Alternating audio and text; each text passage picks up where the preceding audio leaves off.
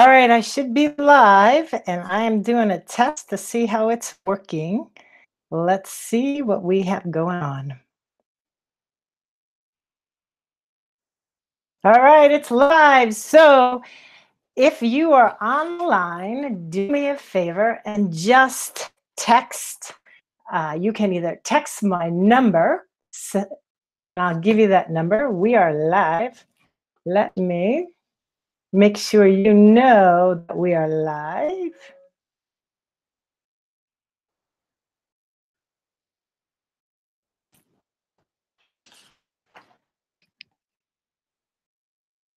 Hey, we're live, and I am excited to make sure everybody is in the session. And so let's just check, make sure it's working for folks. And just ask that you give if it's not working, refresh your site. Refresh your site. It's still a little bit before noon, so I know we have some folks coming in. So just refresh your site. You should see me. I'm waving. We're excited and ready to roll.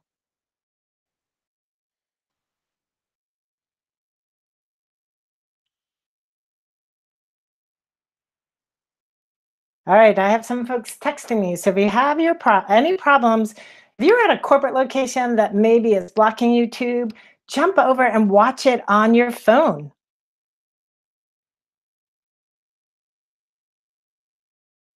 You can just watch it on your phone if that's a problem. So I got one person saying there's an issue. I got somebody else telling me we're live. I'm excited that we're live. So this is what I'd like. We still have a few minutes before it's top of the hour. Do me a favor, test the comment section. Would love to know, where are you calling from? I know we have folks that have registered from New England, New York, Chicago, etc. So do me a favor, try out the comment section. And this is what I know. I know if you are not on social media, if you don't have a Facebook account, the comment section may not work for you. And I know we have at least one person who isn't on social media. The other option is if you can just text to me 717-419-5789 and let me know where you are participating from today. Would love to do that. All right, I'm not seeing any comments come in, so I don't know why we're not seeing any comments come in. So again, if the comments for some reason are not working for you, text me and let me know if the audio is working for you, if the video is working for you. Want to just make sure we have it all rolling appropriately.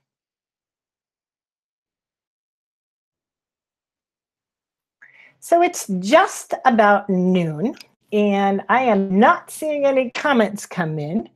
Here we go. I have a comment. We got somebody from Middletown, Pennsylvania. So I'm excited. So again, if the comments aren't working for you, just text to me at 717-419-5789. Would absolutely love to hear from you. So for the folks on the East Coast, I know this is your lunch hour. And for the folks, we get somebody from Lancaster, Pennsylvania. Excited. All right, so tell you a little bit about how this is going to operate. I'm aware that this is lunchtime, and we have a tight time frame. And so my goal is to work through the material at a pace that is appropriate for the time that we have. So you're going to see me on screen at the beginning, and then you're going to be hearing from me because I'm going to jump over and share my screen. So first thing I want to do is give you an overview of the screen that you're on. One, when you checked in, I just had you fill out this so that we could capture your name and your email.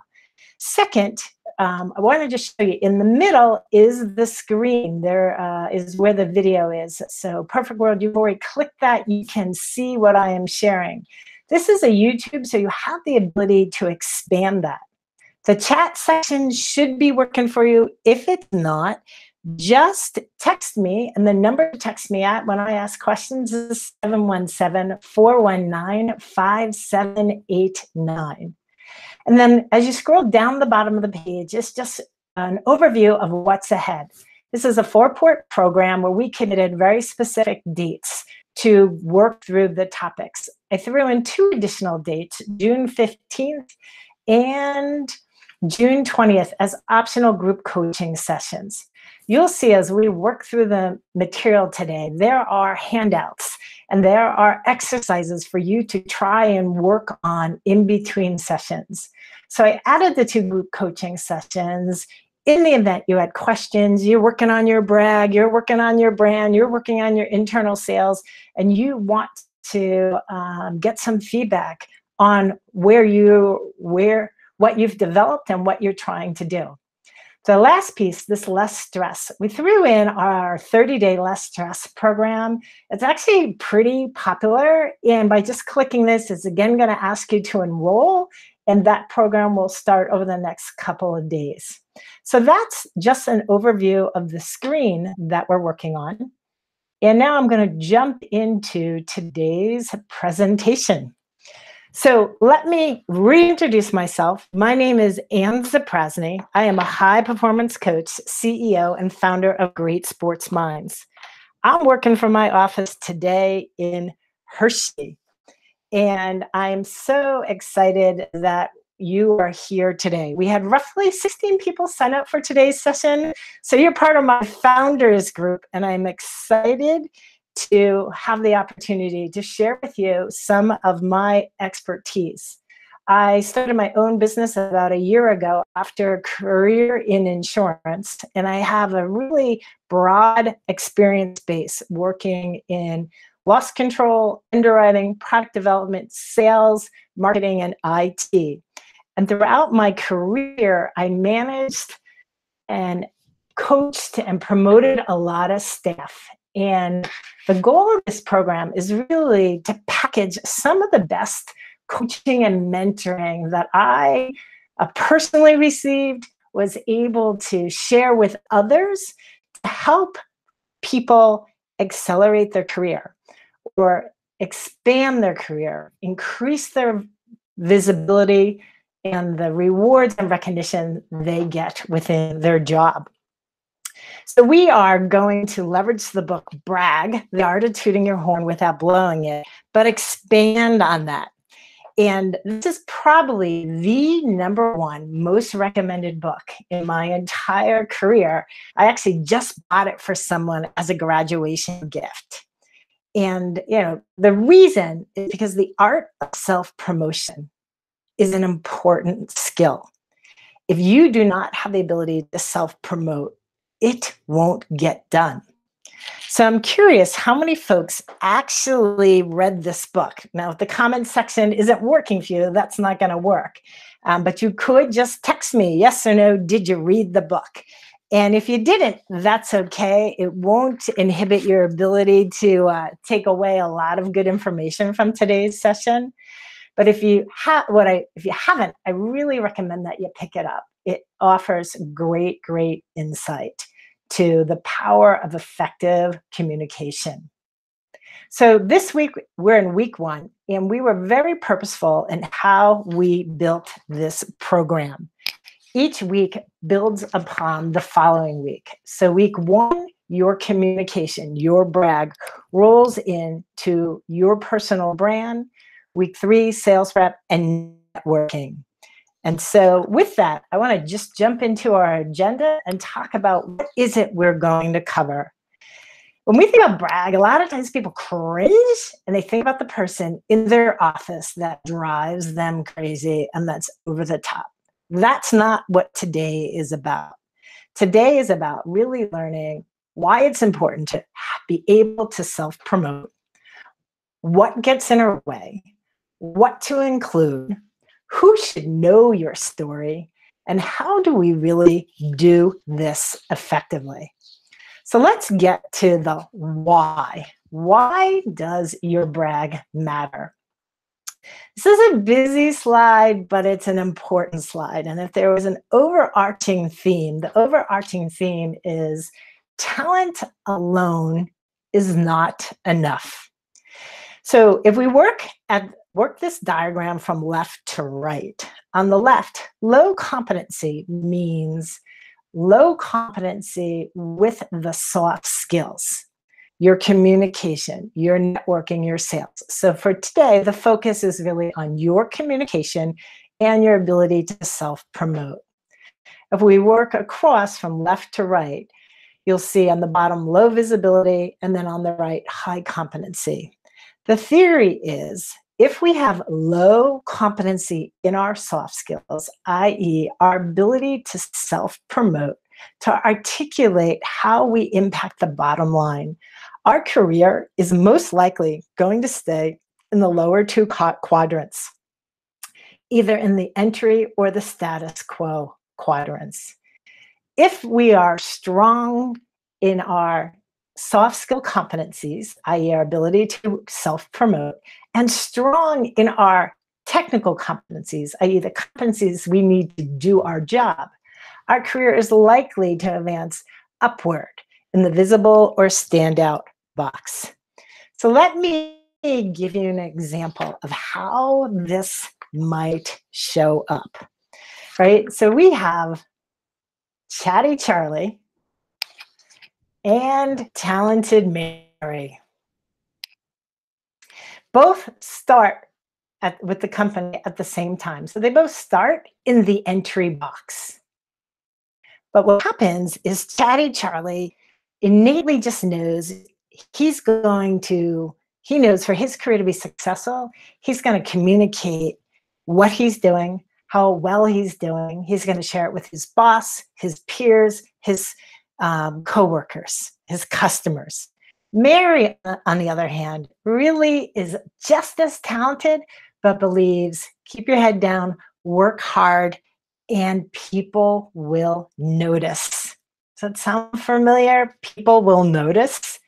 So what happens at review time? Mary gets a 2% increase, and Chatty Charlie gets a 4% increase. This continues over time. The gap in their salaries, their bonus, their 401k, their retirement contributions, etc., widens. And Chatty Charlie advances to the standout box, and Mary just parks in the status quo box. So think about this. Mary and Charlie started at the same exact time in the entry box. Mary waits to be recognized. She lands in the status quo box. Charlie proactively communicates his contributions, his successes, and he lands in the standout box. The ability to proactively communicate your impact matters. In every leadership role that I had over the course of my career, I saw really wide swings in salaries. And what was interesting is, my number one job was to learn the talent on my team, learn their capabilities, understand their compensation. Are they being rewarded appropriately? I know from my personal experience working at 3 different companies that this stuff is real and it shows up significantly at work and it impacts the rewards that you may earn. So if you read the book Brag, you may have seen this quote. This is one of my favorite quotes from the book. And it sets up a story about how my brag and my department's brag was broken and how we went on a mission to fix it. So people who fail to master the art of self-promotion often fail to get the best parts. So I want to share a true story. I was young in my career as a first-time manager, a loss control manager. And for folks outside of the insurance industry, basically the loss control is a department that has technical expertise that interacts with current clients and prospective clients to determine insurability from a physical risk characteristic perspective. So I traveled with 2 senior managers to visit an agent who happened to be the former insurance commissioner in the state of New Jersey. And we sat down, and as we began the conversation, he just started yelling at me and basically said, lost control is a nightmare. I was probably about 26, 27 years old. And as I sat there being yelled at, I knew at the moment that our team had a problem. We had a job to do, but how we did our job left a little bit to be desired. We were known as the department that just communicated recommendations, just communicated problems. We were not the fair and balanced department. We were the department whose brag was always a downer, always a downer. And so as I sat there being yelled at and not having any fun, I thought, as a new leader, we had an opportunity. And that opportunity was to change what we had historically communicated. We started introducing successes. We talked about compliance and recommendations. We went on a full court training agenda so that people could see us as technical experts. We started developing newsletters, again, to share our contributions in a different light. We still had to discuss recommendations. We still had to communicate when a risk wasn't a good risk to write. But we began to balance our communication and not just be the department that communicated recommendations and problems. So one example of how my brag has definitely changed over the years. So this is another one of my favorite quotes from the book. Brag, the art of tooting a horn without blowing it, which is really, if I couldn't get excited about my accomplishments, nobody would. Let's think about that. In corporate America, a lot of folks believe their boss is going to advocate for them. If you work for a good boss, they will, but not all bosses do this. Not all bosses advocate for yourself, or you might be in business for yourself. And if in your business for your own self, you absolutely have to be able to tell your success story. When I managed people, I often equated someone's ability to articulate their contributions to how well they could actually promote the company, position our products, position our strategies. So if on one side of this, you're thinking, oh, it's only about me, you might work for a leader who thinks the skill has broader implications and that it's a really important skill.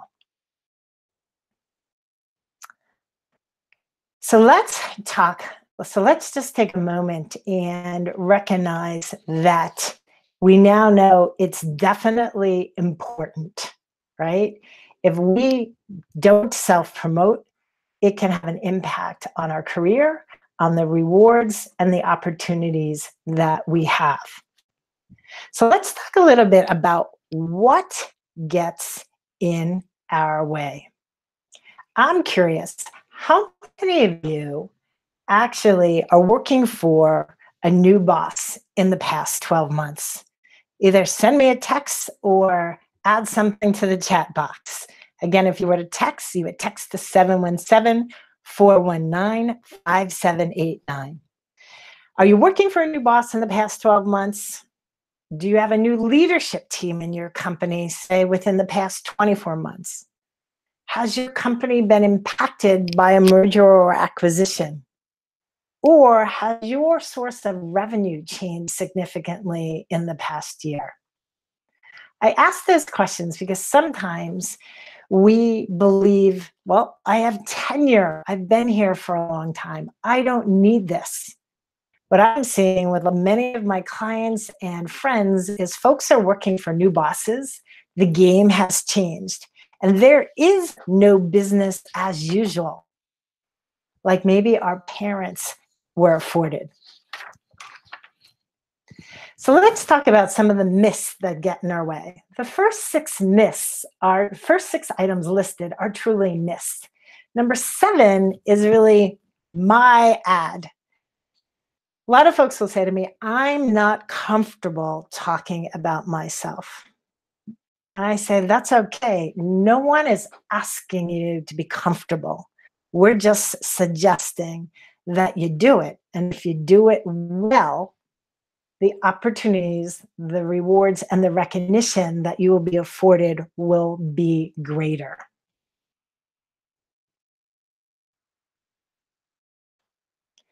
So, what we now know why it's important and what gets in the way. These myths that are getting in your way, we need to bust them and move on and begin to adopt new skills, right? So we now know what's getting in our way and we know how important it is. So let's really talk about how do we advocate for ourselves well. So your story, your impact in a language that matters. That's the key. Your story, your impact in a language that matters. It's your ability to let folks know how you are impacting the operation, but in a language that matters. So I'm going to go back to my youth. I started as a loss control trainee. Our language that I grew up with was surveys, recommendations, quality of reports. Everybody that I worked with, my boss outside of loss control, my counterparts in other departments, had a language that was profit, growth, and expense management. My language that I grew up with did not match the language that mattered to my boss and to the people that could control my career. And so that was a big aha for me and took me on a journey to make sure I reframed our contributions in a manner that made sense. So you want to have the ability to communicate your impact, your accomplishments to the right people at the right time and with the right words. So let's talk a little bit about speaking with words that matter. So what does that look like? What does that look like? So I'll walk you just through some examples. Technical versus non-technical. We have folks who are in engineering, law, finance, etc. in this call. So your craft, your personal craft is really your technical expertise. When you interact with someone who has an expertise that's different than yours, in essence, we have a technical versus a non-technical conversation about to occur. What's most important is not the words you speak, but the words that are important to your audience. So when I personalize it again for the loss control piece when I was growing up, our words, it's a good risk. I did this number of surveys. We got these recommendations completed. Were not as powerful or impactful to my audience as profit, growth, and expenses. But when I said, you know what, we impact profit when we make sure we help you select the right business to ensure, the level and the quality of our communication increased significantly. So the takeaway from this slide is to really recognize what is your technical expertise. And when you speak, are you really thinking about how do I best position my gifts in a manner that my audience fully understands? Other thing to consider about male versus female communication styles. I'm not a big fan of stereotyping. So another way to look at this, it might be hierarchical type leaders versus collaborative leaders. Generally, there is some differences in the styles, the way men and women lead, the way men and women communicate. There's that famous book out there, Men Are From Mars, Women Are From Venus by John Gray. And then there's another book, very similar. It's not famous. It's hard to find. And it's called America's Competitive Secret. Women Managers by Judith Rodner. And in that book, she details the differences between the communication styles between men and women and the differences in their leadership style. I had the good fortune of meeting Judith Rosner back in 1998 and seeing her speak about her book. And the timing was incredibly perfect. I had just become a newly minted vice president in a very male dominated technical division.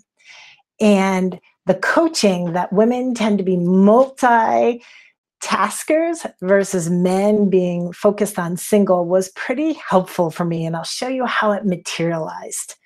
When I stepped into this role, my boss worked in another office.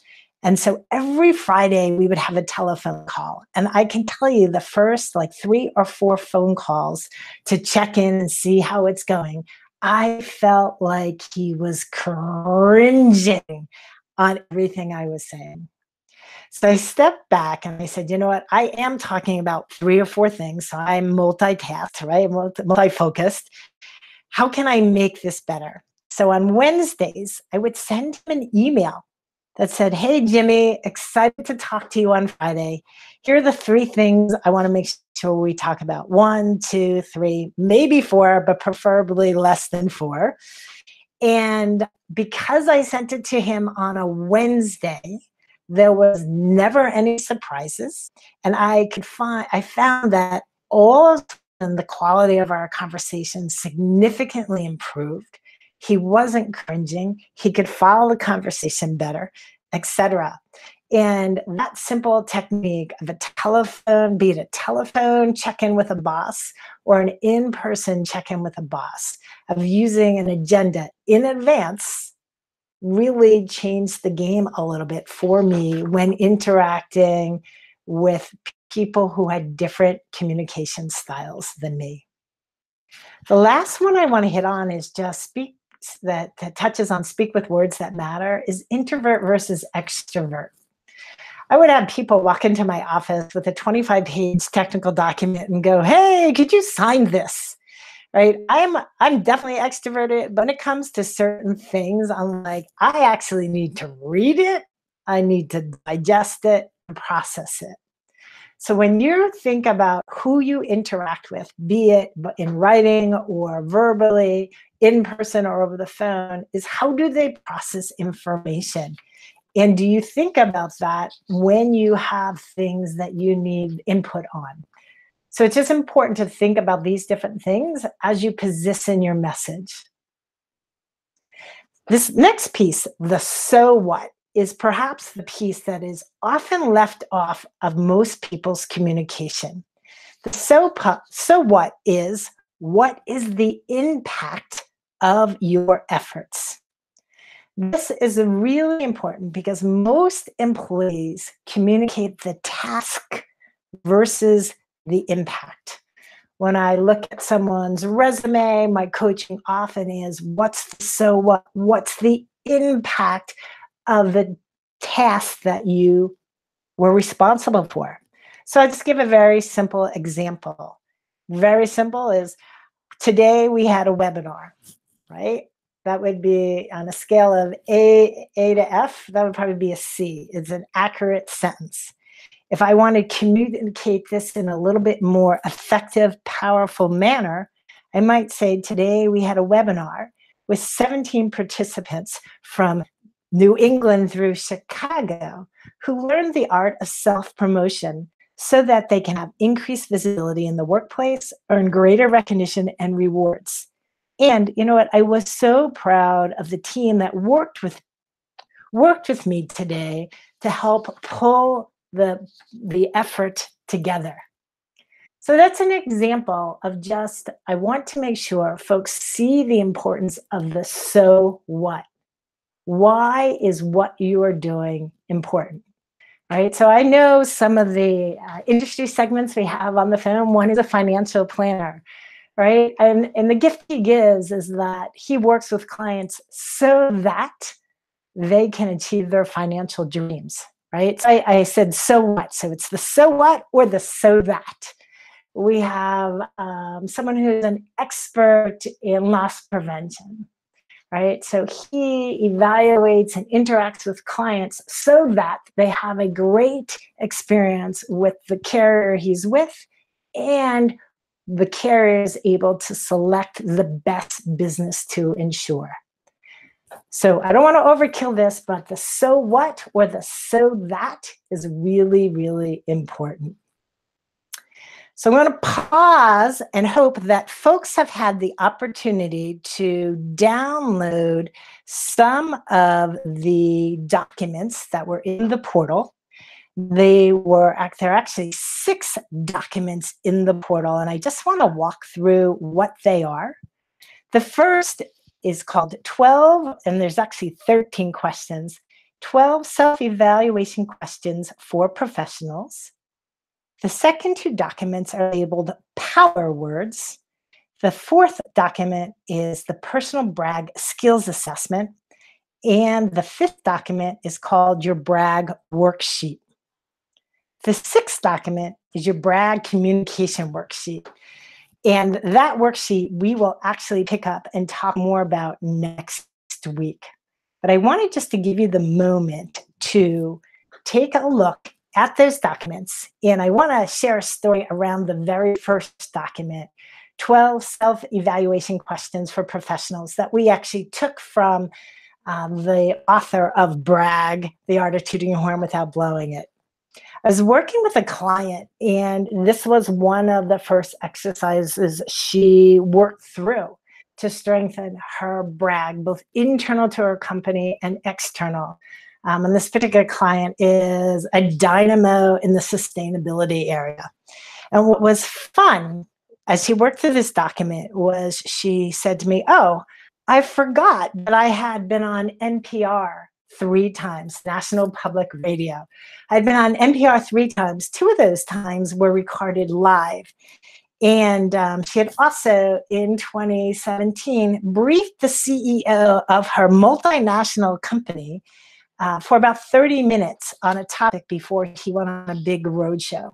She didn't work for the CEO, but because she was a subject matter expert, she was called upon to do that. And so I just call out these documents because often we under-communicate the value of our contributions. I said to my client after she told me she had been on NPR 3 times, I said, you know what? Maybe we need to change the tables and you need to start coaching me because I have not been on NPR. All right, so we're going to transition to the next slide. And the question on this slide is, what's your impact? And I shared a little bit before how I journeyed as a loss control professional, that our team had first started. We were all trained that our job was measured by the number of surveys we did, our turnaround time, the number of recommendations we were able to get complied with, and the quality of our reports.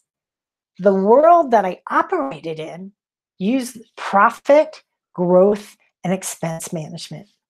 And so the key piece here is, do you know how your boss is measured? Do you fully understand what is important to him or her? You know, my big learnings as a young leader was that I was not talking in language that mattered to my boss. And when I made that transition, the game changed significantly for me. No longer was I just viewed as a good technical leader. I was viewed as a good leader. And you may not think, oh, there's not a difference. There's a big difference, right? In one, I'm a good technical leader because I stand out in a very tight silo of 200 people. When we make this shift and broaden our communication and can see how our contributions impact the language of our boss, or for some of you, your customer, then you are seen in a much broader talent pool. So I share that example because the takeaway there is to really understand the metrics of how your boss is measured. And the caveat to that may also be the metrics of how your client measures you. So, as we transition to the next, words have power. I shared earlier that employees often undervalue their contributions and undercommunicate their value. This is why I included the two handouts on power words. There's an opportunity for you to be using some of these power words in both your written and oral communication. So take a moment just to look at them. I had someone text me last night, yay, I love these two documents because I have my review coming up in June and I can use this. That is the intent. The intent is to challenge you to just be introspective. How have you been communicating?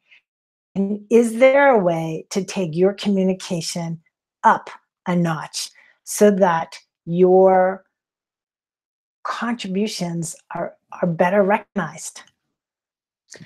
The next document that I want to just reference is the brag worksheet document. The brag worksheet document is really meant to be a working tool to challenge you to think about what are my accomplishments? What do I do in my role? What's the impact on the business? And for some, you might be thinking about impact on the business and or the client, and what's the best way to position. So I will go through one little example. Again, I'm going to stay in the loss control world, right? So in the past, the accomplishment was I conducted surveys. And that's probably how I would have communicated it. As I got smarter, you know what? I conducted 30 surveys. 20 of them were really good business that allowed us to write them and contribute to our overall commercial lines growth of 7%. 10 of those had some challenges, had some recs that had to be complied with. Of those, 5 the customers gave us a commitment that they would complete those recs, and that allowed us to write them as well. And the ones we didn't write, management had poor attitude, but you know what? We protected our profit. We protected our loss ratio.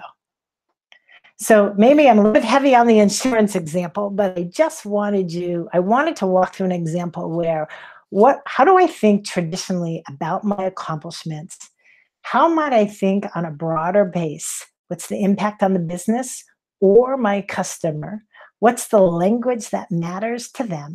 And how might I position that differently? If you have any questions, don't hesitate to text me and I will work through the text to try and catch some of them.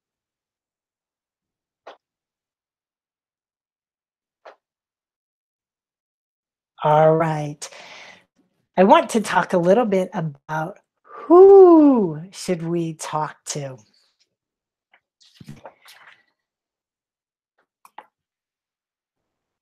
At work, actually, in my role, I work with a lot of clients who might be in one role for 5, 6, 7 years, and then have a desire to move to another area. And I'll often ask them, well, how well do you know that area? Does anybody know you? And the answer will be no. So part of this is a journey. What's the content of my story? And then who should know my story, right? So my direct supervisor should know my story. My peers should know my story. My peer supervisor, my boss's boss, customers, and I even have industry associations and headhunters. I would say in my career, I didn't do a bang up job in the industry association or the headhunters space. But it's important that I share with you the matrix of all the folks that you might want to communicate with during your career to ensure your story gets heard and gets heard by many people. So there's a document in your handouts called the communication matrix. And this is really designed for your personal reflection to think about, okay, my boss, what do they care about? How are they measured? As I've worked with some of my clients, I've said, do you know how your boss is measured? Because it's really important. In my last career, or my last position was interesting. I was measured one way, my boss was measured on another. And when I realized that, like the switch flipped, and I made sure to chase after his goal, because when you make your boss happy, it generally helps you in the long run. So the communication matrix, these are things or constituents that you should think about. What do they care about? How do I impact their area? And what's the best way to communicate your impact? So that's on a broader. The first matrix was what's the task that I do? The second matrix is who are the people that I interact with? I'll share a story again about my personal journey to polish my brag or my self promotion, my story. I opened my doors for my business summer of 17, really to work with athletes. And the first people who called me were business professionals. And so my business is really helping others achieve the next level of greatness. I work with business professionals and with athletes. And early, about a year ago, my oldest said to me, Mom, nobody understands what you do, right? And I'd say, I'm a mental game coach. Today, I help athletes achieve that next level of greatness by giving them tools to strengthen their confidence and envision the power of their mind and body working together. But I had to work on that to get that right. And I was stuck for a long time on, I'm a mental game coach. So if I've been stuck, is there anything in your communication that perhaps you've been stuck on that gets in the way of how others understand your impact, your contribution? I am often asked, how do I know if I'm doing this well? One of my earliest managers gave me this gift of gold that I ended up using all throughout my career.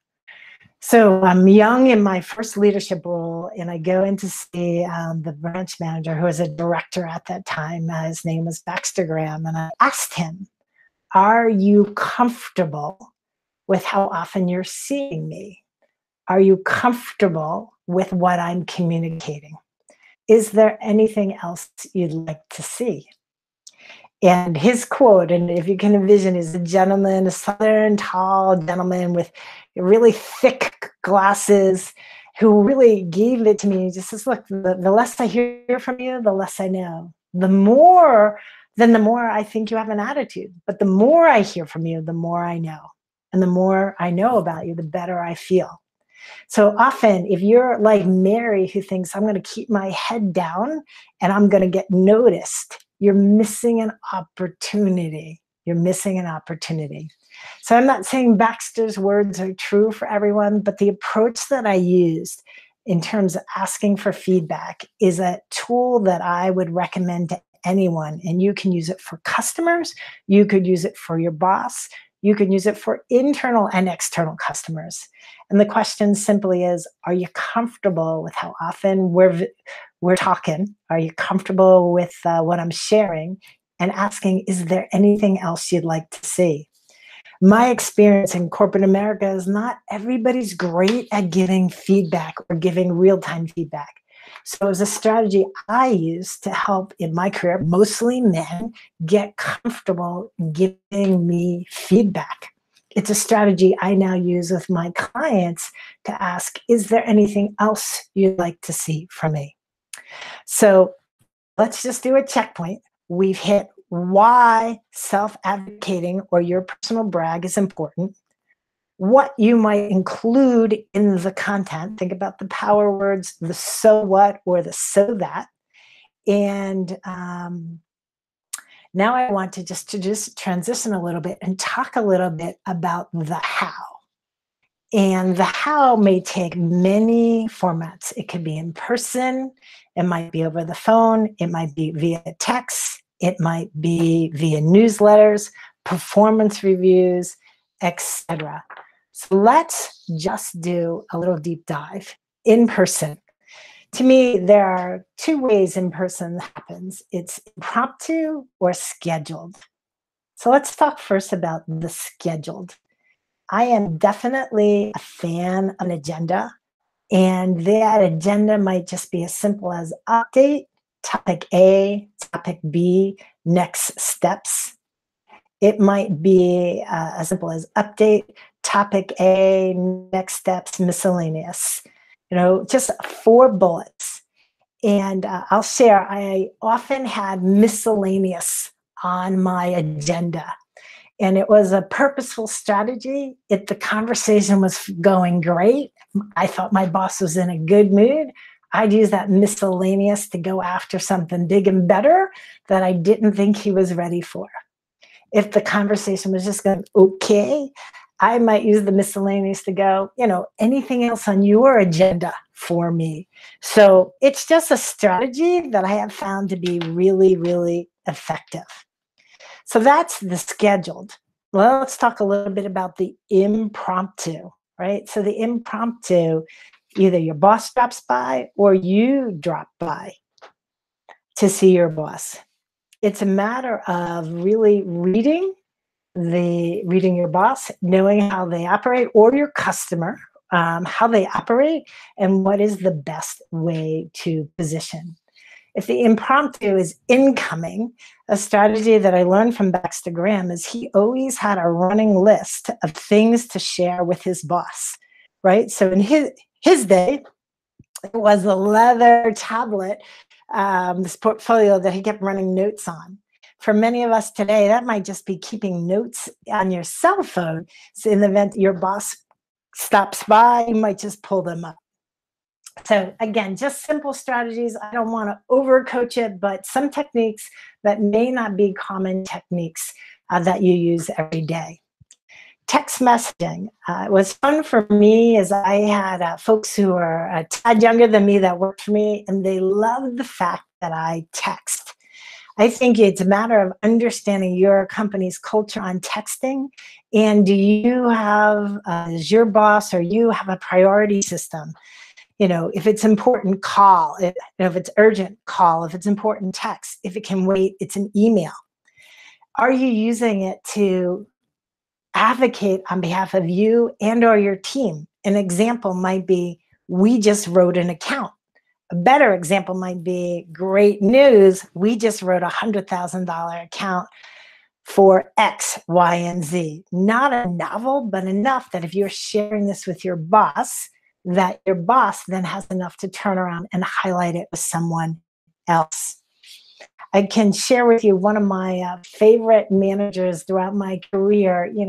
He's 15 years older than me. I would use text in a way to really let you know he cared about you both professionally and personally. There's a time in my career when my mom was pretty ill, and I had shared that I was taking a couple days off to handle it.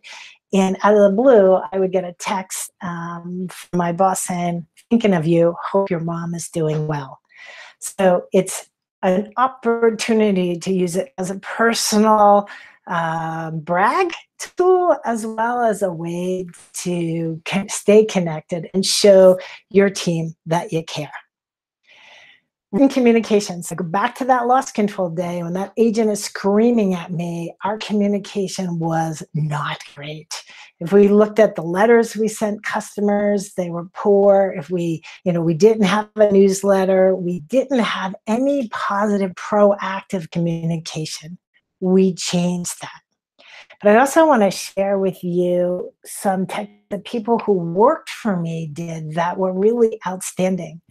I had, for about 7 years, I had about 9 reports across 5 states, and I would do one-on-ones every 2 to 3 weeks. Perfect world to be every 2 weeks, but on occasion it would go a little bit longer. And I had one leader that consistently would send me an email. It'd be crisp, And it would just say, hey, Anne, wanted to touch base. A lot of good things happening. And he would have like 3 or 4 bullets highlighting just good things that the branch was doing. So he was in a leadership role. So it wasn't all about him, it was about his team, but well written, not a novel, bullet format, easy to read. I personally am a fan of some type of regular communication with your boss. You may go, well, I have a one on one with my boss every month. The question is that enough? Right? And you may ask your boss, is that enough? Or you might just try simple strategies to hit your boss, be it with a every 2 weeks or a monthly 1-page, hey, this is how things are going. Or do you do a quarterly report? I started doing quarterly reports really early in my career because it was a way to actually do a performance review. And so again, try to highlight what we were doing, share it with the right audience. And not only did it highlight what did we accomplish, but it would highlight what's ahead. I'd be remiss if I didn't spend some time on performance reviews. And so, I'm going to assume that most of you still work in a world where your company is doing performance reviews.